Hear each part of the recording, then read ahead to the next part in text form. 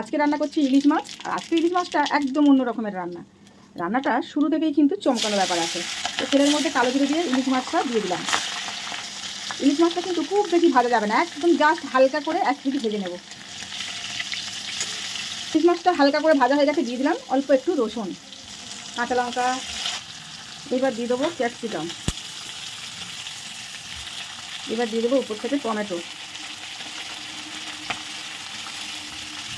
এবার দিয়ে দেবো উপর থেকে অল্প পরিমাণে হলুদের গুঁড়ো, স্বাদ অনুসারে লবণ, দিয়ে দেবো অল্প পরিমাণে জল। এবার আমি ঢাকা দিয়ে দেবো। এটা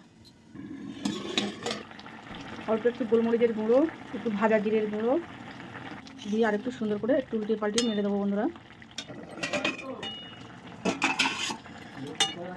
তরকারিটা একদম রেডি বন্ধুরা। তো দেখো কত সুন্দর দেখতে হয়েছে, আর খেতে কিন্তু অসাধারণ টেস্ট হয়। তোমরা কিন্তু একবার এভাবে বানিয়ে খেয়ে দেবো বন্ধুরা। আশা করছি